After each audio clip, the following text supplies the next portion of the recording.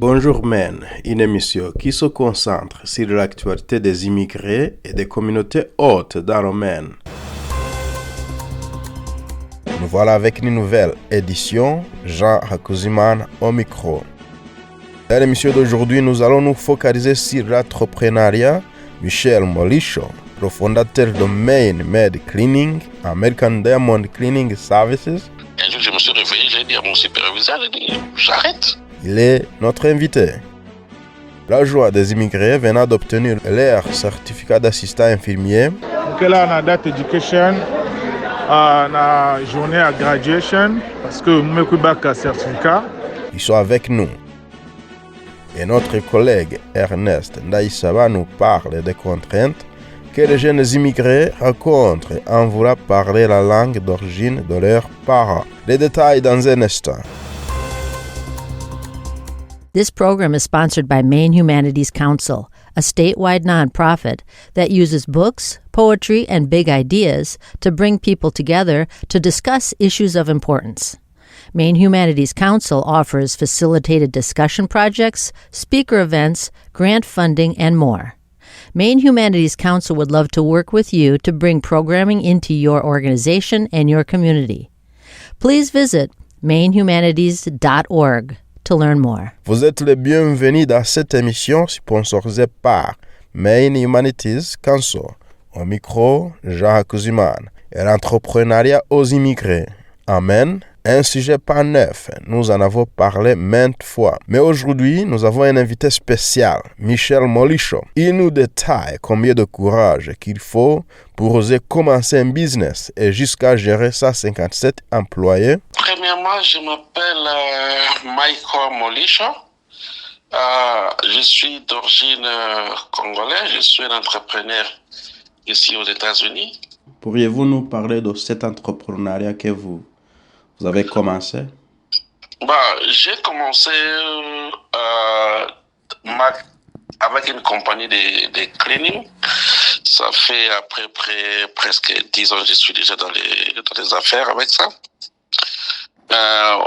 J'ai commencé d'abord par zéro. J'étais d'abord moi-même comme cleaner, comme marketeur, comme chargé de communication avec tout le monde.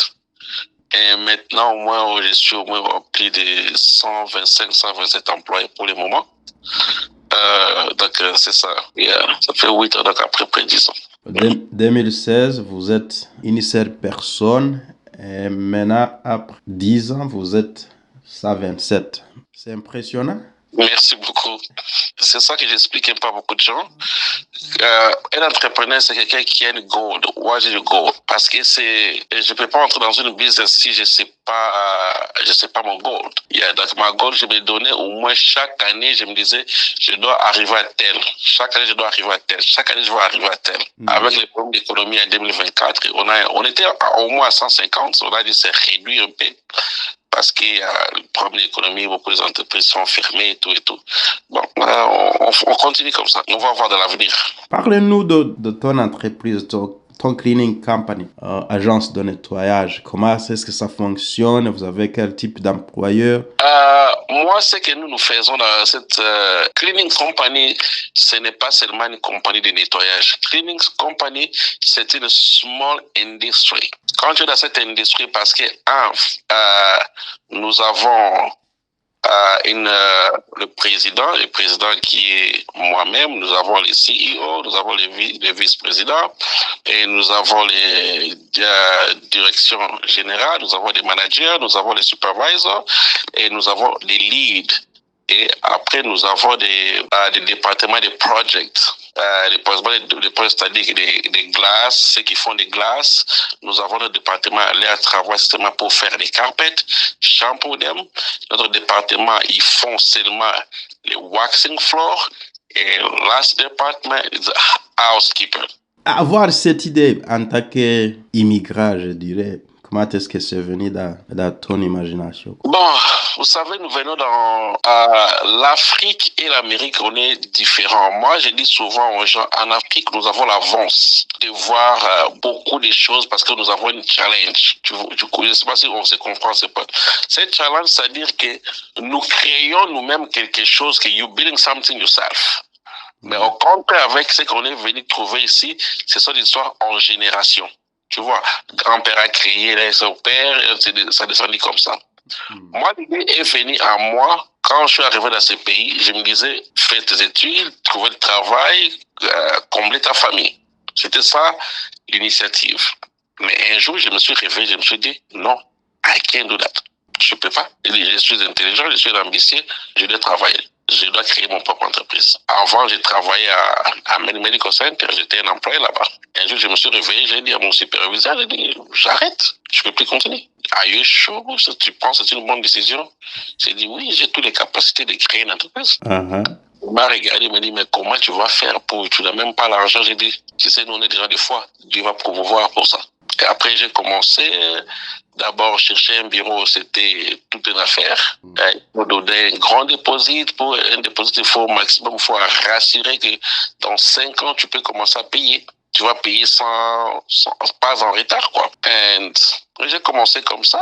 Après, j'ai engagé des gens qui travaillaient au bureau, mais j'avais pas les ressources, j'avais pas les clients qui pouvaient me payer pour payer mes employés. J'ai trouvé un autre travail en tant qu'un conducteur d'un bus. Des bus comment on appelle ça, des zèbres. J'ai travaillé plus. C'était même pas pour moi. C'était pour payer mes employés qui étaient au bureau. Donc, tu as commencé pour payer tes premiers emplois, il faudra toucher ton salaire pour les payer. Pour les payer, yeah. Donc, j'ai sacrifié un peu la famille parce que je sais que madame était là. J'ai dit, parce qu'avant, elle me disait, mais c'est là où je voulais même en venir. Comment est-ce qu'on peut trouver cette foi? Donc, souvent, on a peur et puis on se dit, mais comment est-ce que je vais aborder cette histoire? Et puis, votre idée tombe caduquement. Je peux dire ça parce que je voyais, comment je peux dire, tu sais, quand les gens ne croient pas en toi, mais quand tu crois à toi, tu sais que mon landlord, là j'ai payé mon bureau, il me disait, mais il n'y a pas des entrées, mais comment tu arrives à me payer toujours à temps? Il dit, t'inquiète pas, mon frère, tu vas avoir ton loyer. Et mes employés ne manquaient pas de salaire. J'avais au moins 3 personnes au bureau. J'avais un manager, j'avais un front desk comme assistante, et j'avais quelqu'un qui faisait les sales outside. Même s'il ne prend pas les trucs, mais il ne prend pas les contrats, mais je dois les payer. Je dois payer au moins, every 2 weeks, je dois payer 3 people in the office. Là, j'ai travaillé, là, je peux commencer à travailler avec le bus, là, très tôt le matin.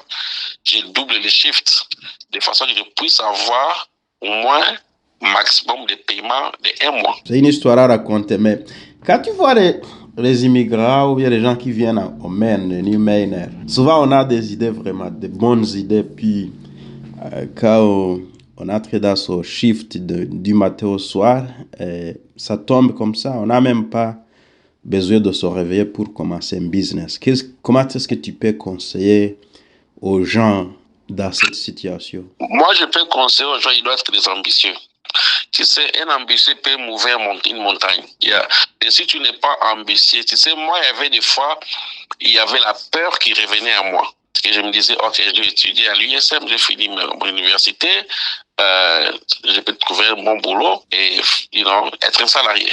Mais il y avait toujours, je me disais toujours, non, mais si lui l'a fait, pourquoi moi je ne peux pas le faire? Parce que des fois, tu te dis, mais je suis en capacité de faire plus que lui. Donc, il faut avoir d'abord une ambition de créer quelque chose. La créativité, c'est là que ça amène la foi là. I can't do it. I can't. Si tu es dans ta tête, tu te dis souvent que je peux pas, tu peux pas. Tu vas rester salarié toute ta vie. Parce que moi, ce que je peux conseiller aux gens, qu'est-ce que tu aimes faire dans ta vie? Que tu penses que je vais être salarié, avoir mon salaire, s'occuper de ma famille, tout et tout. Mais si tu penses que non, moi, si je peux créer quelque chose qui peut aider aussi d'autres personnes, je peux être, comment dire, comme un mentor pour les immigrants. Au moins, moi, j'ai essayé, mais j'aimerais bien que les gens qui viennent après moi aussi, qu'ils essayent. Je ne veux pas seulement que je sois moi. Je veux que non, si moi, j'ai essayé, j'ai arrivé, viens vers moi, pose-moi la question. Mon frère, qu'est-ce que tu as fait pour arriver ici? Je vais te dire, mon frère, moi, j'ai fait ça. On se complète. C'est ça qui fait une force des immigrants. Avez-vous eu certains gens que vous avez aidé à monter leur business aussi? J'ai eu des gens qui sont venus me voir au bureau pour me poser des questions. Je les ai orientés dans des très bons chemins. Ils ont continué. Il y a des autres aussi qui ont réussi. Il y a des autres qui ont give up.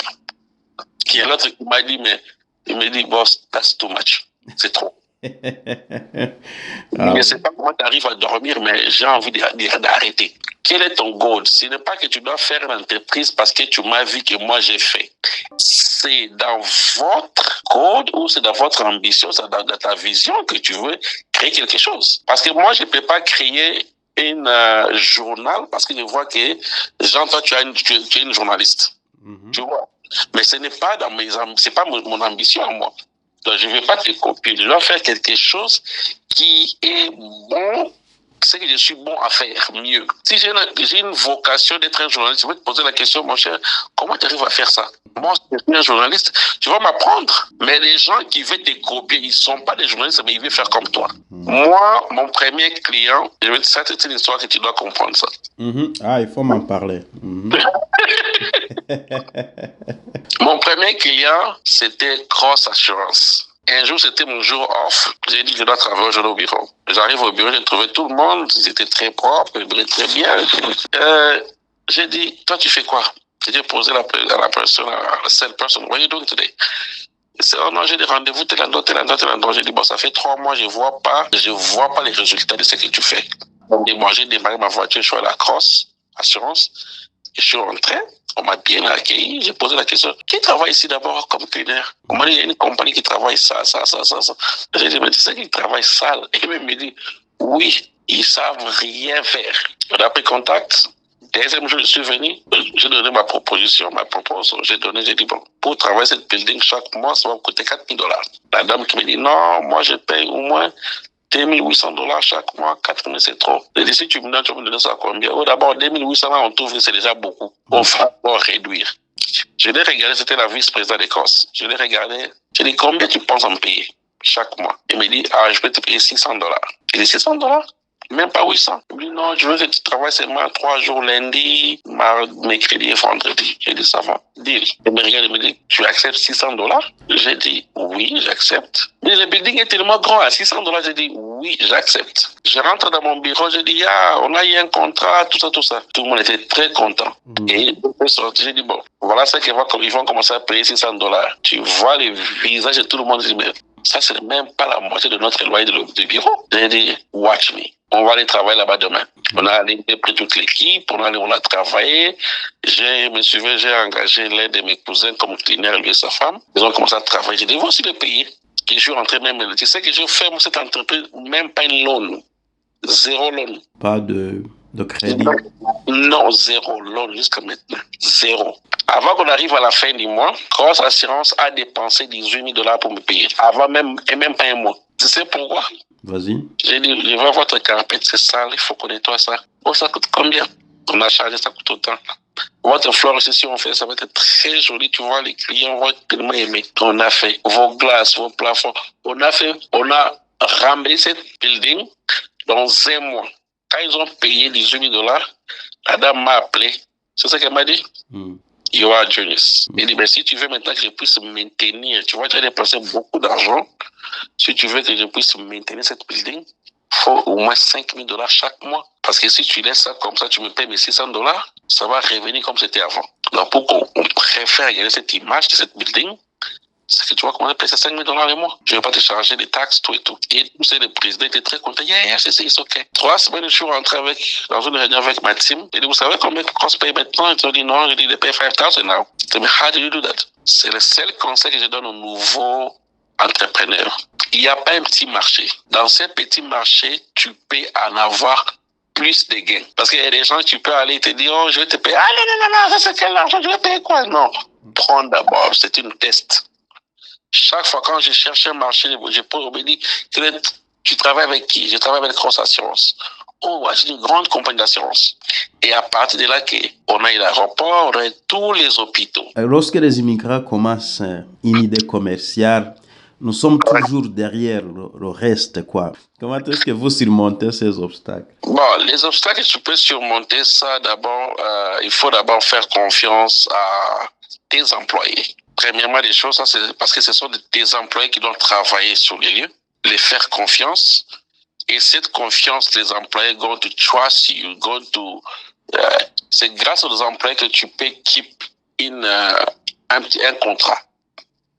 Deuxième des choses, la confiance vis-à-vis des clients. Quelles sont les relations que tu as avec les clients?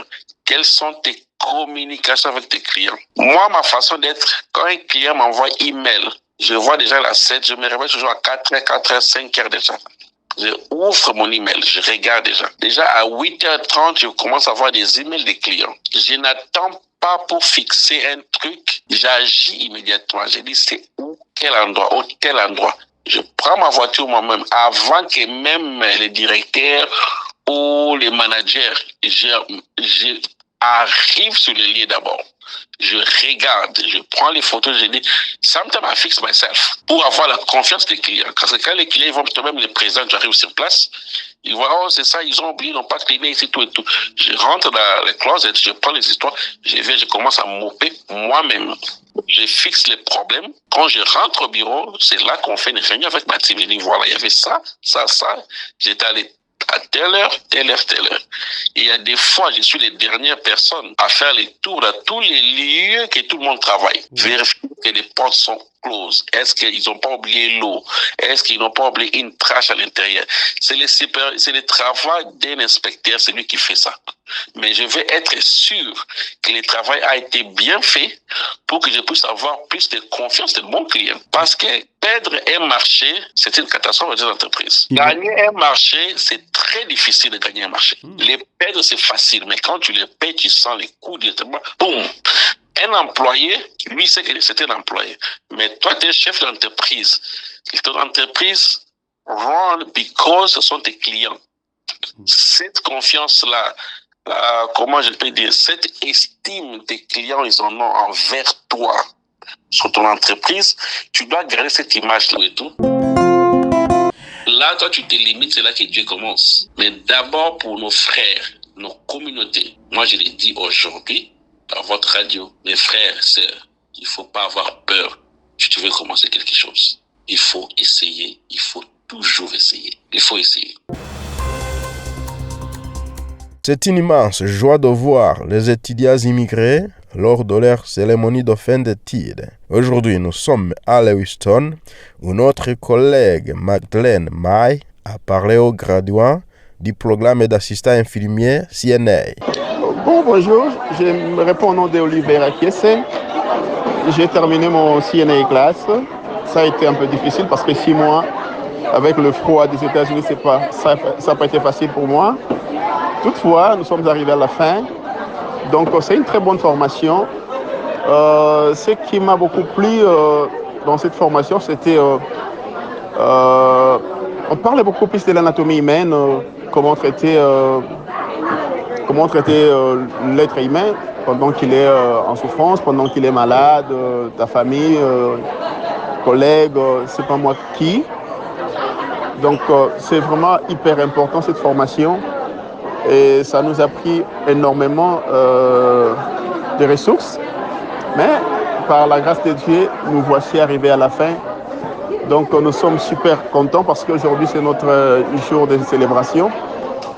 Merci d'avance et je vous invite tous à faire cette formation. C'est vraiment hyper important. Merci beaucoup.